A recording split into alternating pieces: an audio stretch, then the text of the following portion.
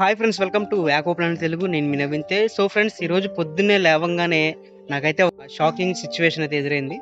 నిన్న మన ఫామ్లో వాటర్ చేంజ్ చేసి ఒక వ్లాగ్ చేసి పెట్టా కదా.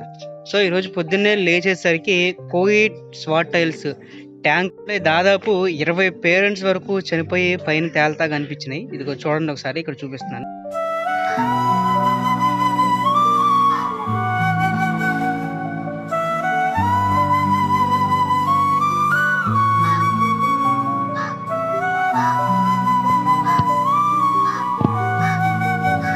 ఇన్ని చేపలు చనిపోయేసరికి ఒకసారి మనసు తరుక్కుపోవడమే కాకుండా, మీకు తెలిసిందే కదా, బ్రీడింగ్ ఇవన్నీ కూడా బ్రీడింగ్కి వచ్చినాయి. సో పిల్లలు పెట్టా కూడా రెడీగా ఉన్నాయి.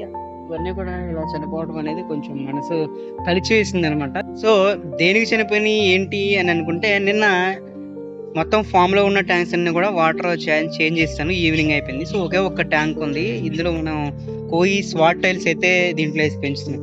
అయితే నిన్న ఈ ట్యాంక్ వచ్చేసరికి పవర్ అయితే పోయింది అనమాట. పవర్ ఎప్పుడుకో దాదాపు 7 అయింది అనుకుంటా వచ్చేసరికి.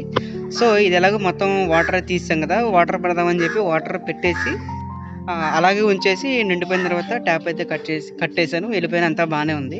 పొద్దున్న వెళ్ళేసరికి ఇలా జరిగింది. ఏంటి అంటే, నిన్న పవర్ పోయినప్పుడు ఏంటి అంటే, నిన్న ఈవినింగ్ ఆ ట్యాంక్లో క్లోరిన్ కలపడం అయితే జరిగింది. ఎందుకంటే వాతావరణం బాగోలేదు కదా, సో జ్వరాలు అవి వచ్చినాయి కాబట్టి ఈ వాటర్ ట్యాంక్లో క్లోరిన్ అనేది మిక్స్ చేయడం జరిగింది ఆ గ్యాప్లో.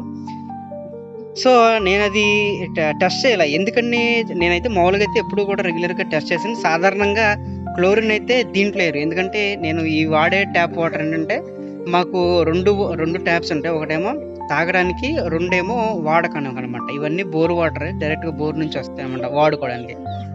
సాధారణంగా దీంట్లో క్లోరిన్ అనేది వేరు. ఒకవేళ ట్యాంకులో పట్టేటప్పుడు కూడా నేను టెస్ట్ చేసి ట్యాంకులో అయితే పట్టడం జరిగింది. సో నిన్న కూడా నేను అలాగే టెస్ట్ చేసే మొత్తం ట్యాంకులో పెట్టాను. వాటర్ బాగానే ఉంది. సో దీనికి వచ్చేసరికి అయితే ఇలా జరిగింది. దాని కారణంగా ఇందులో ఉన్న దాదాపు ఒక 20 చేపల వరకు కూడా చనిపోయాయి.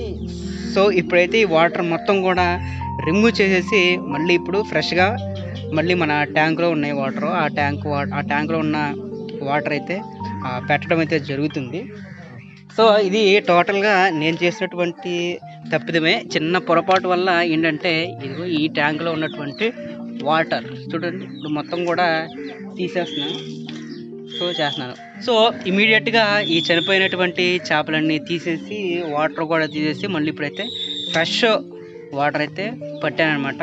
సో మీరు కూడా ఏంటంటే, దీని ద్వారా అర్థమైంది ఏంటంటే, ట్యాంక్లో వాటర్ పెట్టేటప్పుడు ప్రతి ట్యాంకు కూడా మనం వాటర్ అనేది టెస్ట్ చేసి పట్టడం అనేది చాలా ఉత్తమం అని చెప్పి దీని ద్వారా నాకైతే అర్థమైంది. సో మీరు కూడా మీ అక్వేరియం ట్యాంకులో వాటర్ ఫిల్ చేసేటప్పుడు కానీ, ట్యాంకు క్లీన్ చేసిన తర్వాత మళ్ళీ వాటర్ ఫిల్ చేసినప్పుడు కానీ, వాటర్ అనేది మీరు ఒకసారి కాదు, ఒకటికి 2-3 సార్లు చెక్ చేసిన తర్వాత వాటర్ అనేది దాంట్లో పట్టడం అయితే మంచిది.